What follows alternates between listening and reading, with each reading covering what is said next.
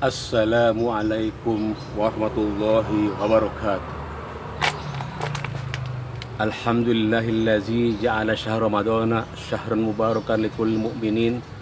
Asyhadu an la ilaha illallah wahdahu la syarikalah shadiqul wa'dul amin wa ala alihi wa ashabihil mujahidin tahirin, amma ba'du. Segenap kaum muslimin wal muslimat rahimakumullah di mana saja Anda berada, alhamdulillah waskurillah. Tiada bosan-bosannya kita mengucapkan syukur alhamdulillah bahwasanya kita diberikan begitu banyak nikmat yang tidak terhingga, berupa nikmat iman, nikmat Islam, sehat walafiat dan panjang umur. Tidak terasa kita hari ini sudah berpuasa 9 hari. Salawat dan salam tidak lupa kita curahkan kepada baginda alam habibana wa syafi'ana wa maulana Muhammad sallallahu alaihi wasallam. Mudah-mudahan kita semuanya yang senantiasa cinta dan mahabbah dengan Rasulnya, ikut dengan sunnah-sunnahnya, akan diberikan daripada syafaatul uzma kelak pada hari kiamat. Amin, amin, Allahumma amin. Ibu bapak yang berbahagia, yang sama-sama dirahmati Allah subhanahu wa ta'ala, dalam muqaddimah kitab Nasrul Ibad Al-Imam Asy-Syaikh Ibnu Hajar Al-Asqalani ada riwayat, hikayat bahwasanya suatu hari Al-Imam Al-Ghazali ketika sedang menulis, mengarang kitab, lalu datanglah seekor lalat. Lalar. Ya. Datanglah lalat, lalu hinggap di tintanya. Lalu lalat itu menghirup tinta tadi, minum tinta tadi. Imam Al-Ghazali melihat dan memperhatikan, dia diam saja, dia ikhlas tintanya diminum oleh lalat tadi atau lalar tadi. Suatu ketika Imam Al-Ghazali tidur dan bermimpi, lalu dapat bertemu dengan Tuhannya yaitu Allah SWT. Dalam mimpinya dia bisa bertemu dengan Allah SWT dengan izin Allah. Itulah hebatnya ulama yang sangat sufi dan sangat ikhlas, rajin ibadah, rajin puasa dan sebagainya, sehingga Al-Imam Al-Ghazali dapat bertemu dalam mimpinya yaitu kepada Tuhannya yaitu Allah SWT. Dalam mimpinya Allah SWT berfirman, "Hai Imam Al-Ghazali, kau kemasukan ke dalam surga bukan dengan karya-karyamu, bukan dengan kitab-kitabmu, tetapi engkau kemasukan ke dalam surga dengan rahmat dan kasih sayangku, karena suatu ketika engkau sedang menulis kitab, mengarang kitab, ada seekor lalat lalu minum tintamu, engkau diam saja, engkau ikhlas.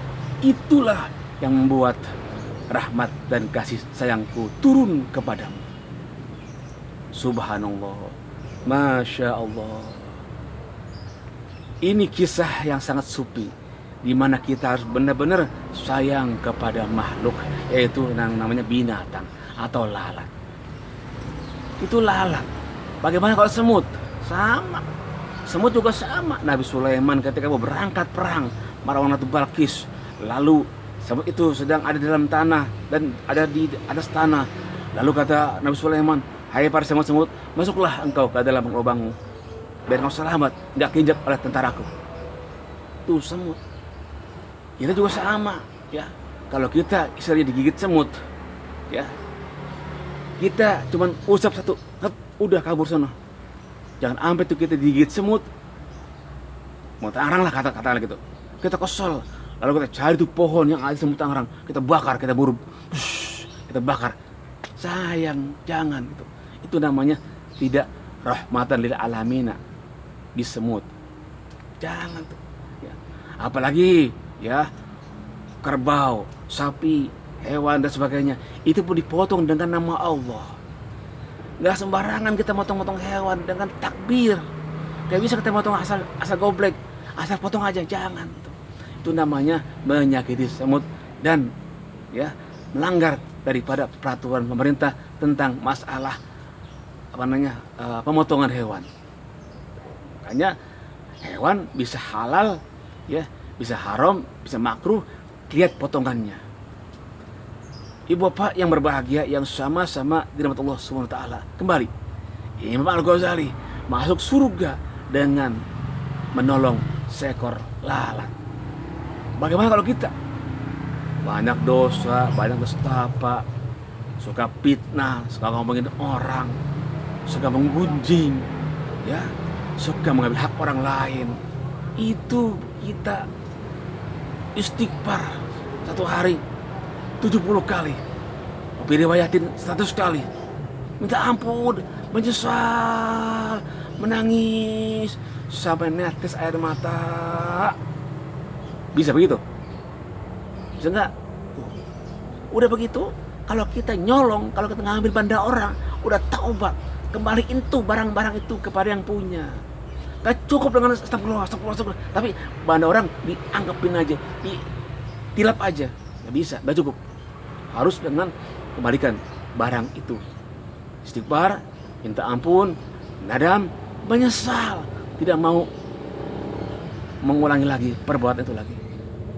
Nah, karena itu besok kita akan masuk daripada putaran yang kedua, yaitu 10 putaran kedua, yaitu babul maghfirah, pintu ampunan.